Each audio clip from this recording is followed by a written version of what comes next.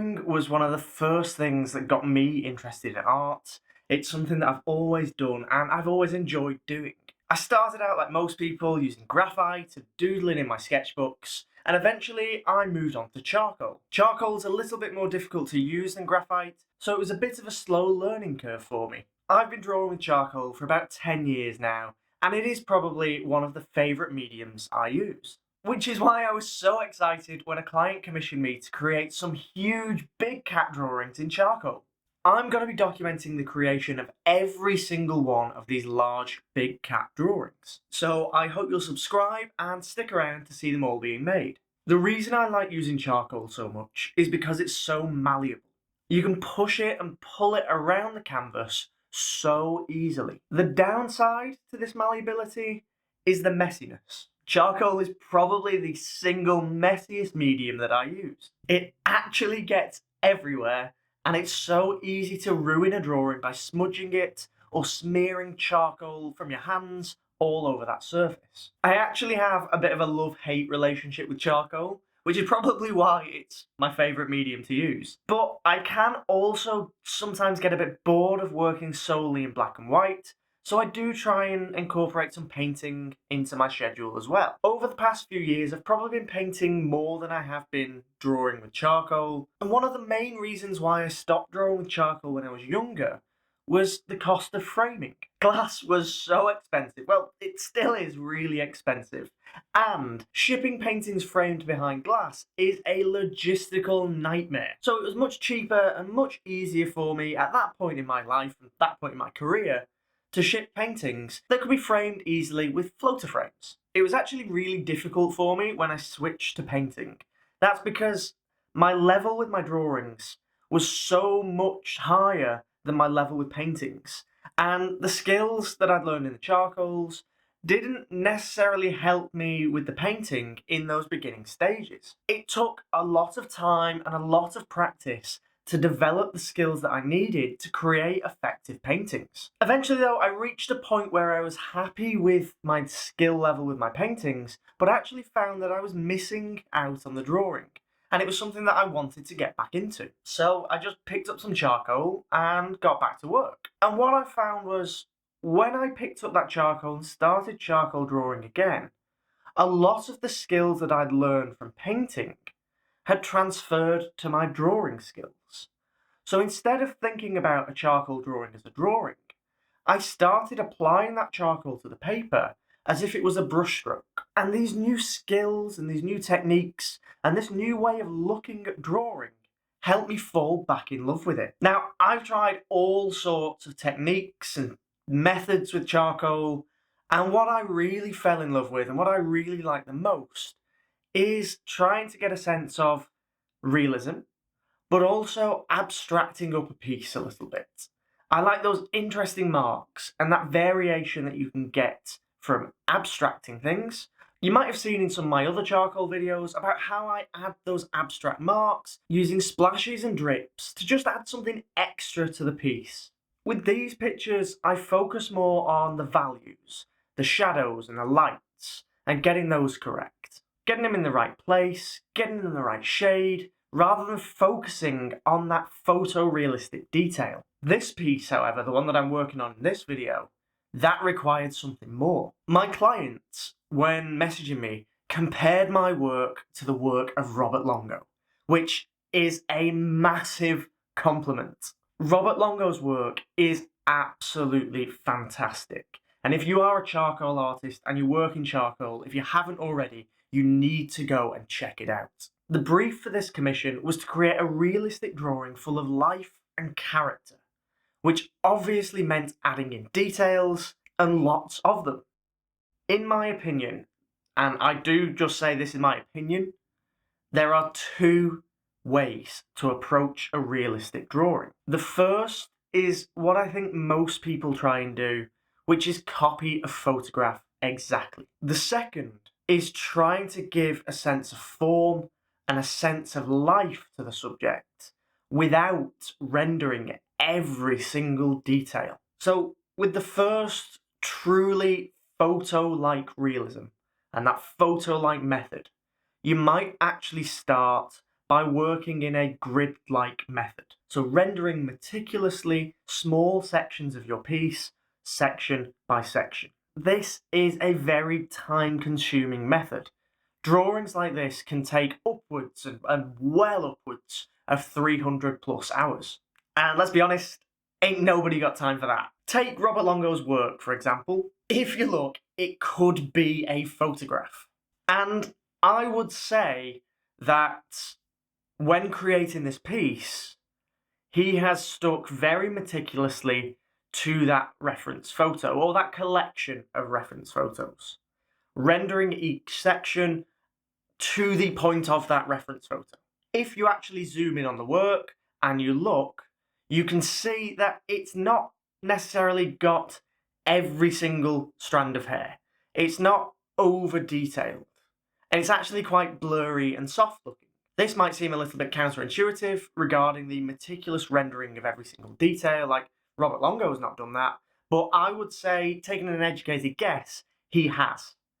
Because these pictures are more than 3 times the size of mine, they're about nearly 100 inches tall.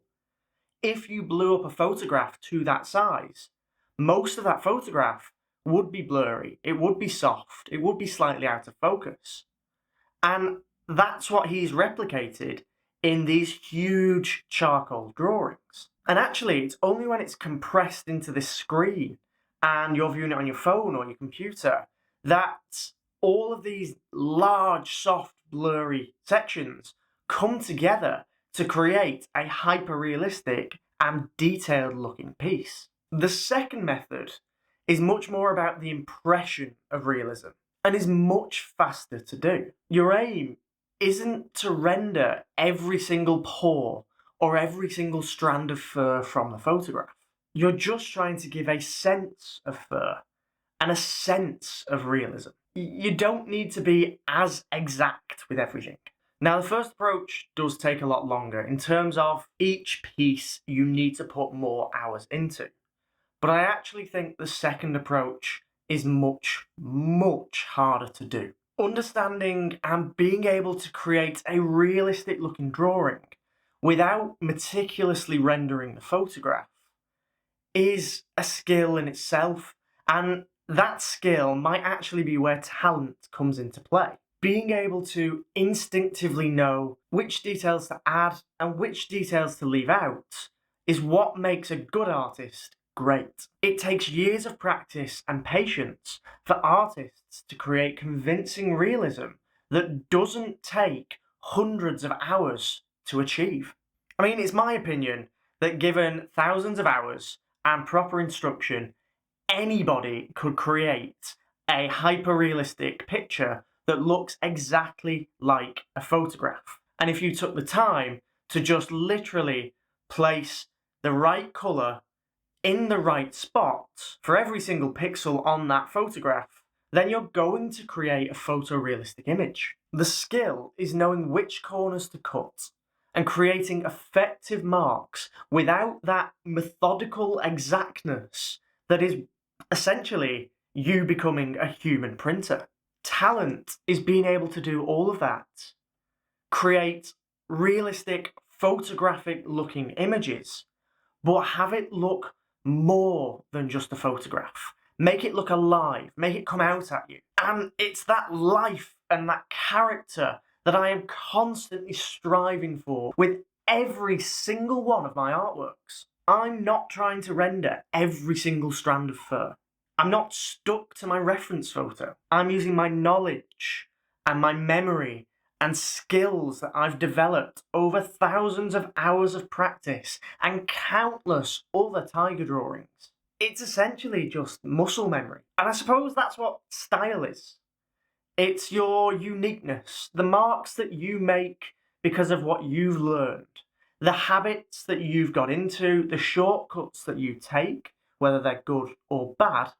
That is what becomes your style. It's those unique marks and techniques built on from experience, previous pictures, and marks that only you can make. Creating something in a way that only you can do. Sure, there's always going to be people striving for realism. And in this category of art, there's always going to be someone that's using a similar reference photo to you, that is probably just as good an artist as you, that is creating a photorealistic drawing that looks like the reference photo that you've used.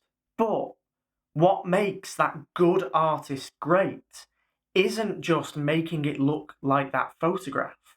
It's making those marks. It's that process of bringing that photographic drawing together and having a uniqueness about it. Having it almost tell a story of that piece's creation.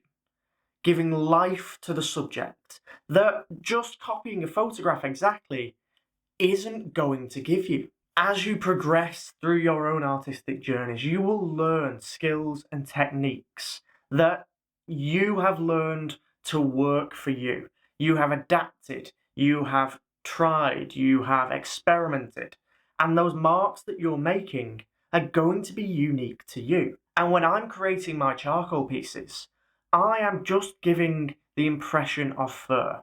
I am using that information from hundreds of drawings, and I am adding it to each new drawing. So each new drawing is carrying a little bit of those old drawings.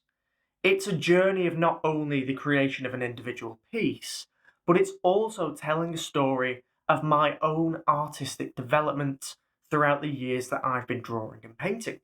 And of course, I wouldn't be able to do any of that. I wouldn't be able to apply that knowledge if I didn't understand how to use charcoal, how to control it, how to manipulate it, and how to create the marks that I want.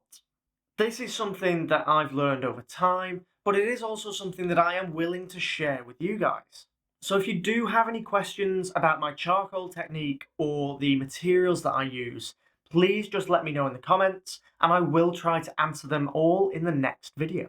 Until then, if it's tigers that you're interested in drawing, please check out my step-by-step guide for drawing a realistic tiger. As always, thank you so much for watching, and I'll see you next time.